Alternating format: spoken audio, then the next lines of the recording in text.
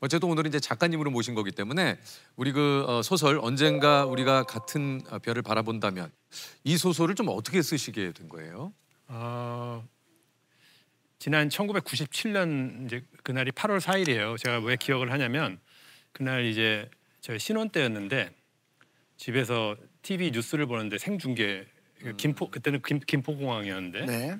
예, 뉴스 생중계를 하는데 공항에서 입국장 문이 딱 열리니까 어떤 쬐끄만 할머니 한 분이 네, 이렇게 머리는 짧고 이렇게 안경 되게 두꺼운 거 쓰고 눈이 동그란 할머니가 싹 걸어 나오시더라고요. 그분이 누구냐면 캄보디아의 정글에서 한 두어 달 전에 발견된 네, 그 훈할머니라는 캄보디아 이름으로 그분이셨는데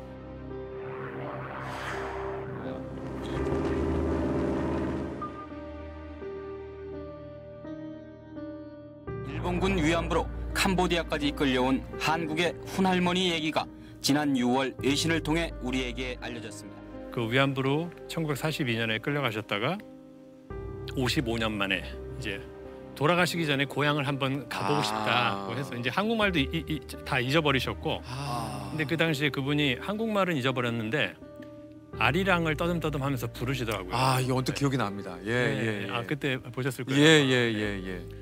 종군 위안부로 끌려갔던 캄보디아의 훈할머니. 반세기 만에 오늘 꿈에도 그리던 고국땅을 밟았습니다. 얼마나 그리웠는지 모릅니다. 그래서 너무나 기쁩니다. 아리랑 아리랑 아라리요 아리랑 거기에 너는 먹었나. 그래서 그 모습을 보면서 이제 이분 한 분이었지만 사실은 정말 수많은 여성들이 그런 일을 당했지 않습니까? 그래서 그 역사를 생각하면서 참 여러 가지 감정이 교차하더라고요. 첫 번째로는 그분들을 생각하는 이제 슬픈 감정, 그리고 일본 군들에 대한 이제 분노, 그리고 이제 우리 여성들을 지키지 못한 부끄러움 또 있었고요. 그래서 그런 감정이 막 교차하면서 이제 몇 달 동안 이게 진정이 안 되다가 그럼 내가 이거를 최소한 소설로 써보자. 네. 야, 이게 어떻게 보면 그 훈 할머님께서 그렇게 귀국하는 장면을 보시다가 이 떠오른 생각을 이 책으로 만드시게 된 거군요. 야, 근데 이 소설을 이렇게 생각을 하고 만들어내는 데까지 근한 10년이 걸리셨다고요? 그게 이제 제가 뭐 소설 작법도 모르고 아무 기초 지식이 없으니까 글쓰기에 대한 뒤늦게 배우기 시작했죠. 뭐 이제 독학도 하고 뭐 작법 책도 사서 읽고 또 온라인 강의도 듣고. 사실 이게 어찌됐든 시작은 그렇더라도 점점 시간이 너무 오래 걸리다 보면 또 잊을 수도 있고 내가 무슨 또 책이냐. 그러니까요. 뭐 저도 괜히 시작해가지고. 맞습니다. 정확하게. 네. 근데 이거를 10년 동안 놓지 않고 이어가서 탈고를 했다라는 게 이거 참 대단한 일이고. 그러니까 이게 글을 쓰다 보면 이제 다른 분들은 어떨지 모르겠는데 저는 이제 머리 뒤쪽에서 누군가가 딱 틀어 앉아갖고 계속 말을 걸어요. 야, 쓰지 마. 포기해. 이거를 누가 해낸다고 이걸 쓰니. 그러니까. 야, 이걸 왜 해 도대체. 그게 연기나 열심히 해. 뭐 이런 생각이 계속 드는데 저희 어머니 농사 지시는데 농사 짓고 들어오시면 제가 이메일로 어머니 제가 오늘 이만큼 썼는데 피곤하시겠지만 한번 봐주실래요? 그럼 보시고 이렇게 질문을 많이 하셨어요. 이건 왜 그래? 백두산에 이런 식물이 정말 살아? 그러면은 또 그 식물이 정말 사는지 모르고 썼잖아요, 제가. 어머니가 딱 한 말씀을 해주셨는데, 인표야, 소설가 작가에게 있어서 상상력은 아주 중요한 거지만 사실에 입각하지 않은 상상력은 모래 위에 쌓는 성과 같은 거다. 그렇게 얘기를 해주셨어요. 그래서 그 얘기를 딱 듣고 어디서부터 시작을 해야 될지 그 출발점을 찾는 어떤 기준이 됐던 것 같아요. 요게 그래서 소설 속 배경인 백두산도 직접 네. 우리 차인표 씨가 또 가시고. 네, 맞습니다. 그러니까 이제 진짜 어머님이 해주신 이런 얘기를 이제 실제로 이제 다 눈으로 보고 확인하고 소설에 이제 녹여내신 거죠.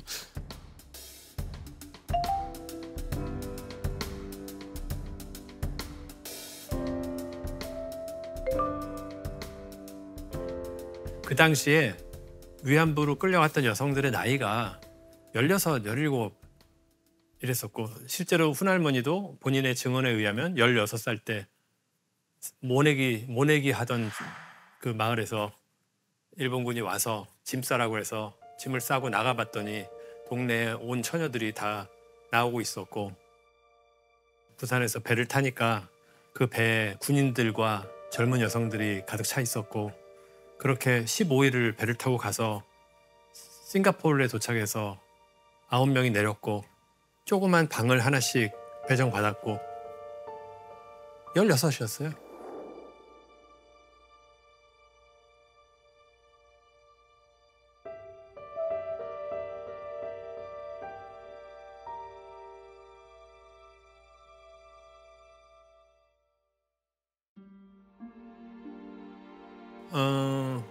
사람이 정말 존귀한데 그런 취급을 받는 이런 역사가 인간의 역사에 있고 그게 우리나라에서 있었고 이런 생각을 하니까 너무 이제 가슴도 아프고 지키지 못한 거에 대한 분노도 있고 그래서 그 우리 나눔의 집, 네. 예, 우리 또 할머님들이 계신 네. 곳에도 예, 직접 가서 이제 뵙고 인사를 네. 또 드리셨다 그래요. 네, 재석 씨도 뭐 많이 이렇게 네. 봉사도 하고 하셨지만 저도 네. 그 전에도 이제 뭐 봉사로 간 적이 몇 번 있었는데 그래서 이제 2007년 4월인가 아주 화창한 봄날이었어요. 이제 그날 갔는데 햇볕이 막 따스하고 봄바람이 살랑살랑 불고 꽃이 만개한 그런 날이었는데 마침 그날 제가 간 날 할머니들이 그 한복을 다 입으시고 그 당시 이제 9분이 계셨는데 다 이렇게 마당에 나와서 이렇게 앉아 계신 거예요. 일렬로 이렇게 앉아 계세요. 네.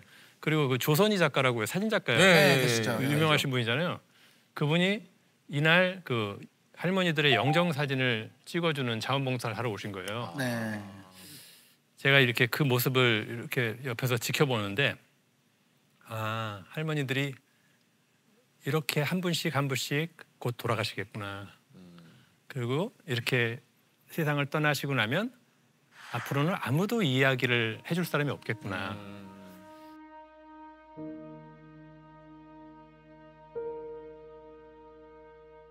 그러면 우리 다음 세대한테는 누가 이 이야기를 해주지? 뭐 그런 생각이 들면서 할머니들의 마음을 아직 진정한 사과는 못 받으셨더라도 돌아가시기 전에 좀 편하게 해드리고 싶다. 네. 용서를 구하는 사람이 없으니까 지금 네. 이제 책에서라도 좀 이분들의 마음을 편하게 해주고 싶다로 이제 소설의 어떤 목적이라고 할까요? 방향이라고 할까요? 그게 이제 바뀌는 계기가 된 것 같아요. 네, 그날. 네. 그렇군요. 아 이게 참 또